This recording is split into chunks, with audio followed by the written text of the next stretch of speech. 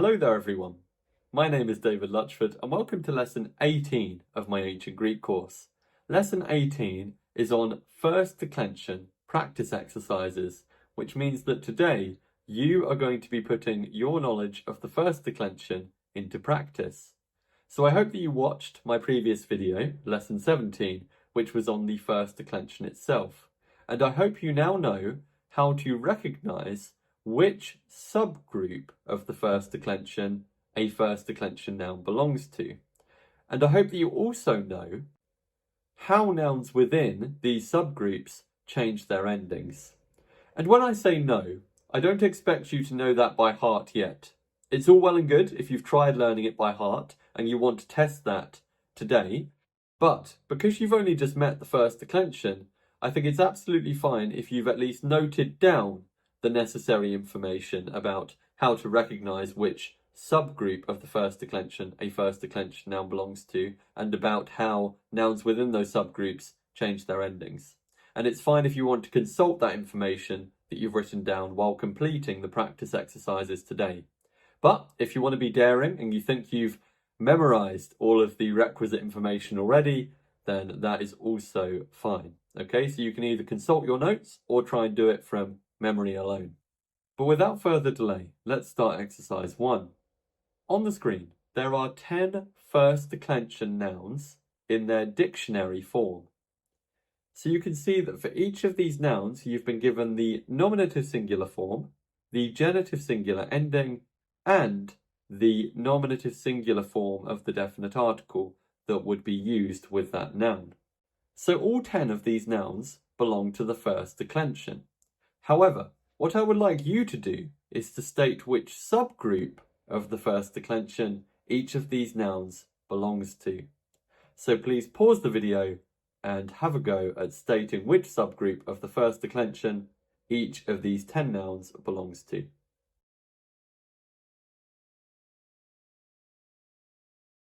Okay, we're now going to go through the answers to this exercise. Number 1 was the noun nauters, which means sailor. Nauters belongs to the subgroup 1D. The reason nauters belongs to the subgroup 1D is because it ends in ers in the nominative singular and ou in the genitive singular. And we know that that pairing of endings makes it a 1D noun. And in particular, it makes it a 1D noun of the first kind. And so it would decline like all other 1D nouns. Of the first kind. Like despotes, for instance. And please note that it means sailor, as I've already mentioned. A good way of remembering that is by linking it to English. Can you think of any English words that we get from nauters? If you transliterate its stem, then it may help. Because if we transliterate the stem naut, then we get naught, as in the word nautical. Nautical is to do with sailing. So that's a good way of remembering the meaning of the noun, nauters. With regard to the subgroup that noun number 2 belongs to, here we had the noun aporia, which means perplexity. You can see that it's cognate with the verb aporeor, which means to be perplexed. And this noun, aporia, belongs to subgroup 1b. We know it belongs to subgroup 1b because its nominative singular ending is a and its genitive singular ending is as. And you can see that it has got a long alpha in the nominative singular, which I said that 1b nouns typically have, but not all of them do. So even if this noun did end with a short alpha, it would still be 1b, because it's got alpha as the nominative singular ending and alpha sigma as the genitive singular ending. Number 3 was the noun eucher, which means prayer. And this noun belongs to subgroup 1a. We know that it belongs to subgroup 1a because of the fact that the nominative singular ends in er and the genitive singular ends in ers. Number 4 is the noun therapina, which means maidservant.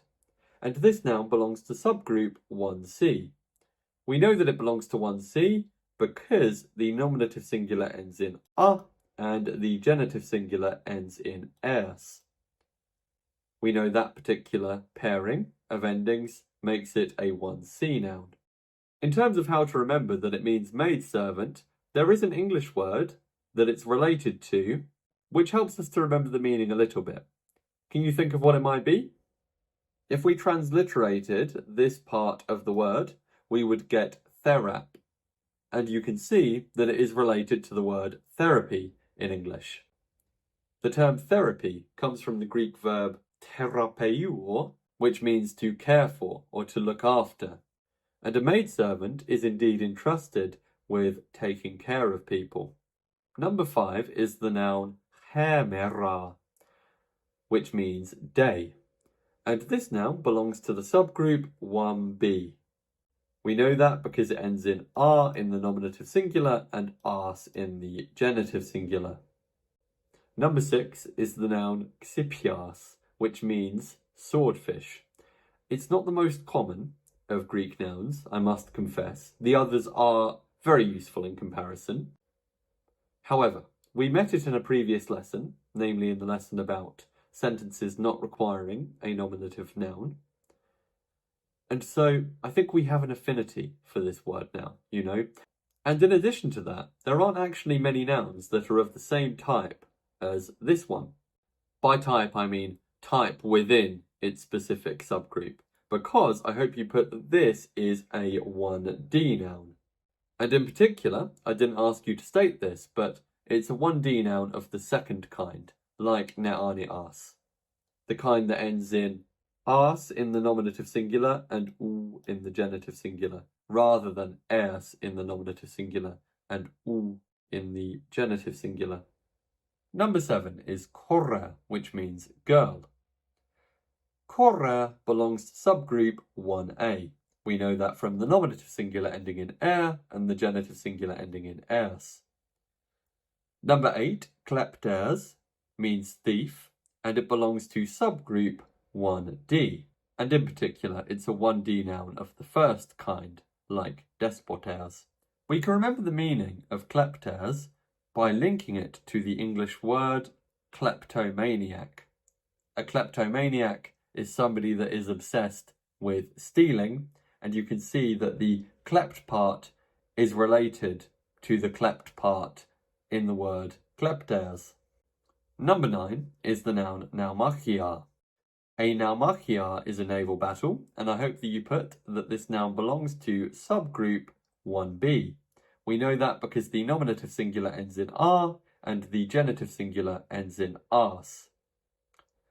We can remember the meaning of this noun because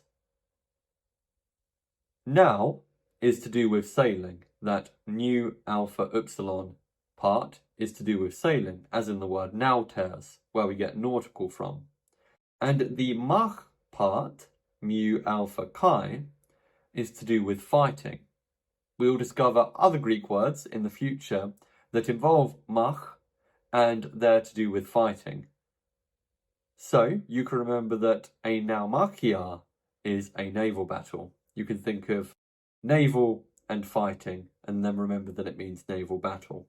Number 10 is stratioters, and it means soldier. And I hope that you put that stratioters is a 1D noun, and in particular it is a 1D noun of the first kind, like despoters, because it ends in ers in the nominative singular and u in the genitive singular. And you can see that it has the strat part in common with the word stratos, which means army. So do not confuse stratos with stratioters. A stratioters is somebody that fights as part of a stratos. And one quick point before we go on to exercise 2 is that as you learn more and more vocabulary, you will recognise that there are patterns pertaining to the type of noun that a noun is and which subgroup it belongs to. So for example, 1D nouns that end in ers tend to be male jobs or male roles. So for instance, if we look at the 1D nouns of the first kind that we have here, we have nauters, meaning sailor. That's a traditionally male job. We've got klepters, meaning thief. This one is harder to construe as being a male role. However, the final one, number 10, stratiotes, definitely is traditionally a male role or a male job. So there are patterns pertaining to what kind of noun a noun is and which subgroup within a declension it belongs to. So in that last activity, you did meet a good number of new nouns. Here I've listed them according to their subgroups so that you can note them down for reference, okay? Because these are now officially nouns that you should learn. I've put the noun xipias on there because it will be used in my videos, okay? Although I myself have not seen it in a Greek text, I must confess. But you'll need it for my videos. So please do note down all of these nouns because you'll need them for the exercises that we're about to do, as well as for my future videos. And please make sure that you also list the subgroup that each of these nouns belongs to.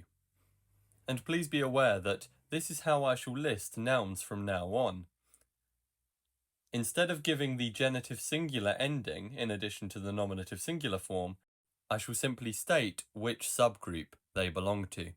But please note that if you were using a dictionary or an ordinary word list, then you would work out which subgroup a noun belongs to by looking at the nominative singular ending and the genitive singular ending that you'll be provided with in a dictionary or an ordinary word list.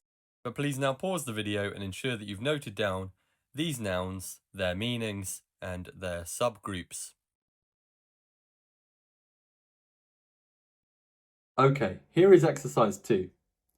Here you have 12 first declension nouns, and these are either nouns that you know from the paradigms in the last video or nouns that you've just met. And these nouns are in a particular case and a particular number. And what I would like you to do is to parse these nouns. That is to say, I would like you to state the gender, case, and number of each of these nouns.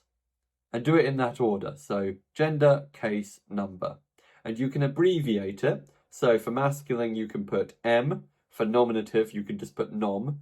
And for singular, you can just put S with a dot after each of those. Or to give another example, if you wanted to say feminine accusative singular, you could write F, ACC, and then S. And you should be able to do this by having learned either the gender of each noun individually or which gender the nouns in each subgroup in the first declension are, because there are patterns there, as I said in the previous video. More than just patterns, in fact, you could call them rules, because 1A nouns, 1B nouns, 1C nouns are all feminine, and 1D nouns are all masculine. So that's how you would know the gender of each noun, but to know the case and number, you need to know how nouns in each subgroup within the first declension change their endings. And so you'll be able to recognise by the ending the case and number of each of these nouns, in addition to knowing the gender. So please now pause the video and state the gender, case, and number of each of these nouns. Okay, we're now going to go through the answers. So number 1 is boai. Boai is feminine nominative plural. We know that boer is a 1A noun and all 1A nouns are feminine, but you might have learned that boer in particular is feminine when you learn the noun boer. So you could either know that through the subgroup it belongs to or by taking note of the definite article that's used with it in the nominative singular, namely hair, when you learn the noun. And we know that for 1A nouns, the ending I is nominative plural. So this noun boai would mean shouts, where these shouts are the subject. Number 2 is stratiotu, and this noun is masculine genitive singular. I'm not going to explain for each one why it is the way it is, because my explanation for the first one will apply to the others. I've explained how you can know the gender in the case of the first one, namely by knowing the gender of the noun individually or by knowing the gender of nouns in that noun's subgroup. And I've also already explained how you can know the case and number, namely from the ending, and by knowing the endings that are used within that noun subgroup. And so just note that that explanation applies to all of these nouns. Anyway, number 2, storatiotu, is masculine genitive singular. Number 3, naumachian, is feminine accusative singular. Note that I haven't put the macron over the final alpha because in an actual Greek text, you wouldn't have the macra there. So although I'm putting them there when you meet a noun for the first time in its dictionary form, I'm not including them when we're looking at these nouns in exercises. Number 4, terapainon, is feminine genitive plural. Number 5, despota, is masculine vocative singular. Number 6, korei, is feminine dative singular. Number 7, euchas, is feminine accusative plural. Number 8, chemeran, is feminine accusative singular. Number 9, neanias, is masculine nominative singular.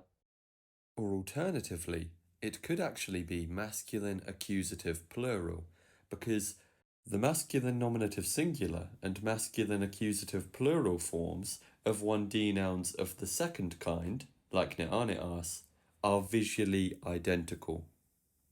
When translating Greek, you would have to use the context to determine whether it is masculine nominative singular or masculine accusative plural. Number 10, kleptai, is masculine nominative plural. Number 11, chorais, is feminine dative plural. And number 12, talateas, is feminine genitive singular. Before we go on to the third and final exercise, I need to explain a little bit about how we translate nouns that are used without the definite article. In classical Greek, when a singular noun is used without the definite article, it is often best to translate it by putting the word a before it. So, for example, the noun boer, used without the definite article, would likely mean a shout. So you would put the word a before it in your translation if you didn't have the definite article there. However, there are exceptions to this. The definite article in Greek doesn't map perfectly onto the word the in English. There are times when we would say the and the Greeks don't, and there are times that the Greeks would use their definite article and we wouldn't say the. So you will see nouns used without the definite article, and it will be best to translate it using the word the sometimes. But in general, in classical Greek, it's best to say a when you have a singular noun that's used without the definite article. And in this video, that is how I would like you to translate singular nouns that do not have the definite article. Secondly, when a plural noun is used without the definite article, we can often translate it without the word the before it. So for example, boai could just mean shouts, rather than the shouts. And that is how I'd like you to translate plural nouns that are used without the definite article in this video. But once again, there are exceptions, okay? Bear in mind that you may sometimes need to add the word the into your translation, even though a noun doesn't have a definite article. But in this video, if a plural noun does not have the definite article with it, then translate it without the word the before it. Okay, here is the third and final exercise. Here, there are 5 Greek sentences that I've created for you to translate. So please bear in mind how I've asked you to translate nouns that do not have the definite article, because in these sentences, you have at least some of the nouns missing the definite article. And please note that 2 words in number 5 are underlined and they are glossed in the word bank on the right. That is to say, you can find their meanings in the word bank on the right. Please now pause the video and have a go at translating these sentences into English.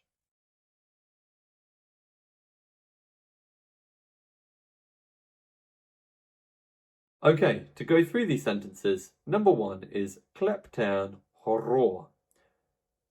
You should have translated this sentence as I see a thief. Horror is I see. We know that from the person ending or that is contracted with the alpha in the verb stem. And kleptern is the word thief, but in the accusative singular. We know it's in the accusative singular because it's a 1D noun of the first kind, like despoters, and those nouns use the ending an, iter nu, when they're in the accusative singular. So knowing our endings really well enables us to tell the case and number of each noun that we come across, even if that noun does not have the definite article, which we could ordinarily use as a key to help us. But we don't need it. We can know the case and number of a noun from the ending alone. And the reason that we said a thief rather than the thief is because we have no definite article. And here is a visual illustration of this sentence. You can see that the chap on the right is probably saying kleptern horror right now. You know, he's saying, I see a thief. Number 2 is the sentence hodespoters therapainei lege. You should have translated this sentence as the master is speaking to a maidservant, or the master speaks to a maidservant. We did have the definite article before despoters, so that's why we said the master. And we know from that definite article, but also from the ending es, that's used with despoters, that despoters is in the nominative singular. And so the master must be the subject. Lege means he, she, it speaks, but we know who's doing the speaking, namely the master. So it's the master speaks or is speaking. And then we had therapainei, which is therapaina, but in the dative singular, which we know from that ending a. 1C nouns use the ending a in the dative singular. So that's how we know that. Number 3 is the sentence Honauters xipian horai. You should have translated this sentence as the sailor sees a swordfish. We know that it means this because the sailor's in the nominative singular, which we can know either from the definite article or from the ending of nauters, which is the nominative singular ending for 1D nouns of the first kind. So the sailor is the subject, and horai means he, she, it sees. That's hora plus the person ending a. It contracts to horai. And then xipian is the word swordfish, but it's in the accusative singular, which we know from that ending an, because 1D nouns of the second kind use the ending an when they're in the accusative singular. And it did not have the definite article with it, and so we said the sailor sees a swordfish rather than the swordfish. Number 4 is the sentence boas aquamen. You should have translated this sentence as we hear shouts. We know that it means this because aquamen is we hear. We know it's we from the person ending omen. And boas is accusative plural. We know that from the ending as, which for 1A nouns is the accusative plural ending. In fact, it's the accusative plural ending for all first declension nouns, since all first declension nouns use the same set of plural endings. However, 1B nouns also use the ending as in the genitive singular. So with 1B nouns, you have to look out for whether it's genitive singular or accusative plural. You would have to tell that from the context with a 1B noun. And the ending as is also used in the nominative singular of 1D nouns of the second kind, like neanias. So there you would have to tell from the context whether the noun is nominative singular or accusative plural. But here we have the noun boer, which is a 1A noun, and the ending as is only accusative plural with 1A nouns. And so we know that the shouts are the direct object, and it's we hear shouts. The reason we say shouts rather than the shouts in our translation is because of the fact that there is no definite article going with boas. Finally, we have sentence number 5, which is te'ai euchas koron ae akuusin. Here we had to look to the word bank in order to translate the sentence, and you should have translated the sentence as goddesses always hear girls' prayers. Or alternatively, you could have said goddesses always listen to girls' prayers, or goddesses always hear/listen to prayers of girls. But I think it sounds much nicer to say girls' prayers. We know that it means this because, as we see in the word bank, te'a, meaning goddess, is a 1B noun, and the ending I is used in the nominative plural of 1B nouns. So te'ai must be goddesses, and these goddesses must be the subject, okay? Because it's nominative as well as plural. So goddesses are doing the action, and the action is akuusin. Akuusin ends in usin, which means that they do it, but here we know who that they is, namely the goddesses. Or just goddesses in this case, because there's no definite article. So goddesses here, but we can't just say goddesses here because we have an adverb before the verb. An adverb is a word that describes or modifies a verb. In other words, an adverb gives you more information about a verb, and there are different kinds of adverbs. And RA is an adverb of frequency, letting us know how frequently the action is done. In particular, it means, as we see in the word bank, always. RA means always. So it's goddesses always hear. Euchas is accusative plural because eucher is a 1A noun and as is the accusative plural ending for 1A nouns. And therefore prayers must be the direct object. So goddesses always hear prayers. And then we have koron, the ending on is genitive plural for 1A nouns like korra. And so koron must mean of girls. So in our literal translation, we would say prayers of girls. But we can make that sound nicer and say girls' prayers and put the apostrophe after the S to show that it's a plural noun. To show that the prayers are those of a group of girls, not just one.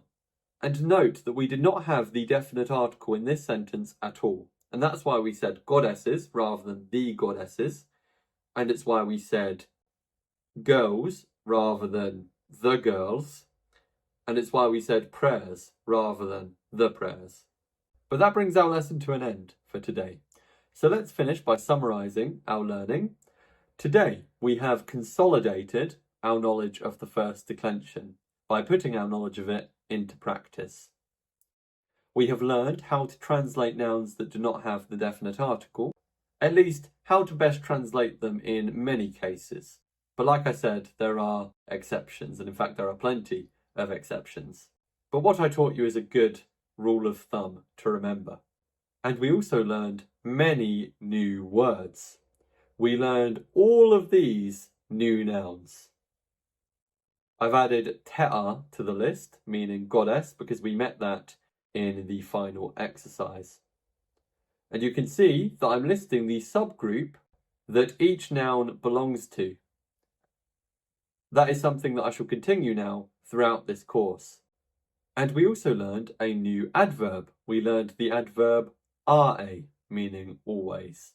So please do ensure that you've noted down all of these new words because they will appear again in future lessons. But for now, I want to say thank you very much for watching. Please click the like button if you found the video useful, and please leave a comment if you have any feedback at all.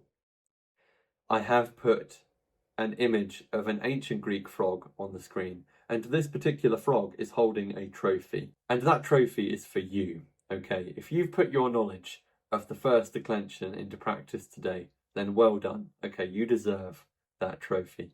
He's holding it for you. But anyway, next time we shall look at the second declension, okay, which is another big deal. But every one of my lessons is a big deal, okay? This is all important stuff. But alas, for now, I must say thank you once again for watching, and I shall see you again next time.